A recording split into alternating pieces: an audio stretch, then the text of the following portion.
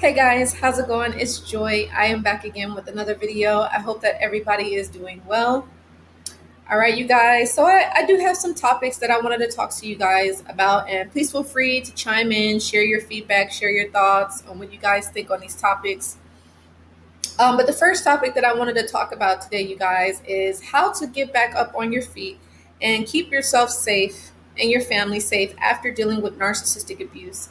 Now, I know that I probably did mention this in a few of the videos where I talked about how to be independent from the narcissist and moving on and healing and all that stuff. But one of the things that I just wanted to say is getting back up on your feet is realizing that you have to become independent of this narcissist. You have to be able to fend for yourself. You have to be able to take care of yourself, and you have to be able to live your life without this narcissist. Now, I know a lot of us victims and survivors, in a sense, we were kind of trained, we were programmed and made to believe and tricked into believing that we have to rely on the narcissist. That the narcissist is everything to us and that we can't live without the narcissist. Like, we literally need the narcissist for everything. So you have to work through your thoughts, and you actually have to take action towards getting back up on your feet. And that could mean, starting another gig or moving to another city, moving to another state, you know what I mean? And that could also mean educating yourself about what you dealt with, or reaching out to professional help to help you to understand what you went through, you know what I mean? Or that could mean, moving in with family to kind of help you get back up on your feet, or whatever the case is, you know what I mean?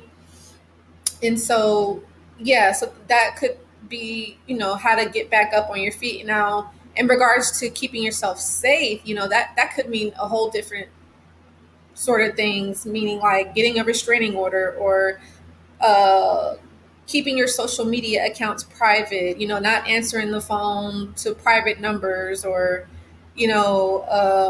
not adding people on social media with no friends and just like one picture that was just made, or whether it's on Instagram, whatever the case is. And also being in control of your emotions, like being in emotional control over yourself, and understanding that what you're dealing with is this person, this narcissist is not normal, and they're trying to trigger you. They're trying to get you upset so you can react, and so that you can give them that supply. You know what I mean?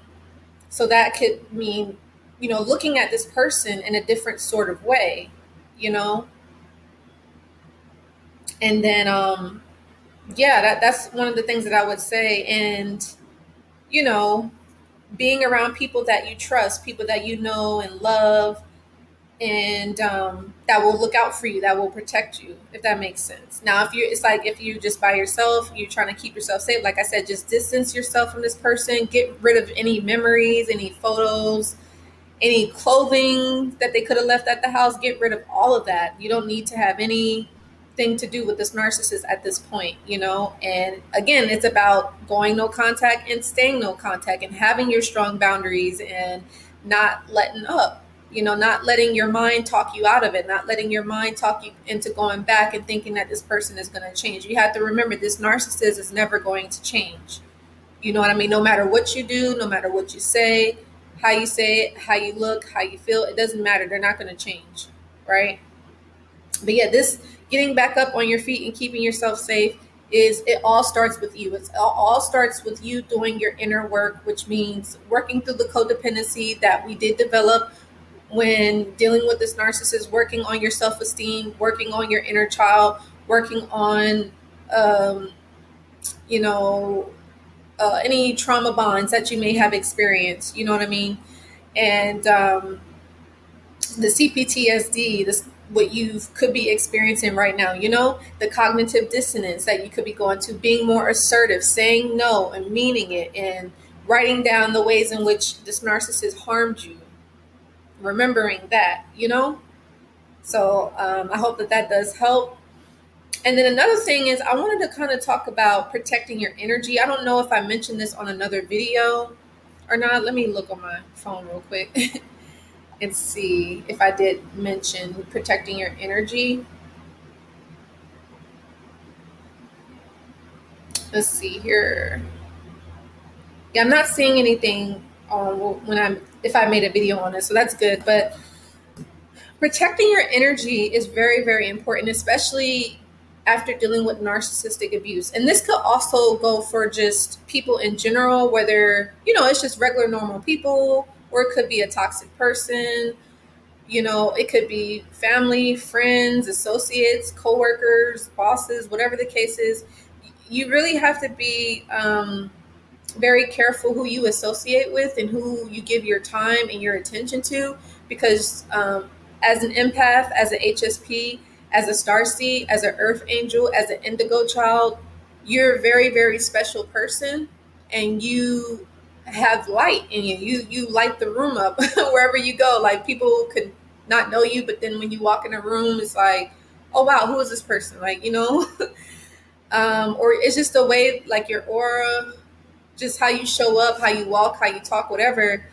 You have a certain type of energy, and some people, they may know that about you, or they watch you or whatever, and they may try to drain that energy. They may try to take that away from you because they don't have that. Especially a narcissist, they don't have that. They don't have that type of energy, and so that's why that usually empaths are targets, because they want to get that happiness. They want to be just like the empath, so they're going to try to suck you dry. So you do want to be careful about that as well. And like I said, this could be a parent, this could be a friend, this could be a romantic partner. So you just want to make sure you protect your energy, which means, recharging, saying no, just doing your own thing, focusing on yourself, focusing on your passions, your goals, your dreams, whatever the case is, and just be okay with being by yourself sometimes. Be okay with not being, like, I guess, quote unquote, the average individual. You're different if you're an empath, or if you watch my channel, you're probably a HSP, sensitive, highly sensitive person, pretty decent individual. And sometimes you can have relationships with, like, narcissistic people or toxic people that may want to be with you, not really be with you, but they just want your energy. They want your energy because they don't have that, you know? So I hope that makes sense. You have to really be careful, like, who you surround yourself with and who you give your time to and your attention to, you know? And then I guess this kind of leads me to the other point is, sometimes being alone is better. And I know that's a crazy thing nowadays, because, like, when people end a relationship, whether it's with a narcissist or just a toxic person in general, some people are like, oh, yeah, like, let me get underneath someone else so I can, show that I'm doing better, or I didn't need that person, or they're missing out, blah, blah, blah. But it's like, no, like, you want to do the opposite of that. You don't want to automatically get into another relationship, because, for one, you haven't moved on from the narcissist, or you haven't moved on from that toxic person. You know what I mean? And so not only that, but you're going to be causing karma to come against you, because not only are you going to be hurting yourself, but you're going to be hurting an innocent person, because you really haven't moved on from the narcissist, or you haven't moved on from that toxic person. You know what I mean? So sometimes it's better to be alone. It's better to, spend time by yourself. And that's good, because you're getting to know who you are. You're learning to love yourself. You're learning to respect yourself. You're learning to find out what you like, what you don't like. And that's a good thing. Try to, if you're single, if you're not in a relationship, try to, that's good. Like, cause you're gonna be with someone. You're gonna, like, be in another relationship. You're gonna be doing your own thing. You're going to be with another person, but it's like, if you're not in a relationship right now, use that time to your advantage to get to know yourself, to love yourself, to value yourself, to build up your self-worth, to build up your self-esteem, to work on your childhood traumas and your codependencies and your CPTSD that you have experienced after dealing with this narcissist. Your inner child work. Like, you have to love your inner child. You have to love yourself. You know what I mean? And it's difficult in this world because most people don't. They don't love themselves. They're broken. They're hurt. They're in pain. So you have to work on that. That's an inner thing. There's nobody out there in the world that's gonna love you more than you love yourself, right?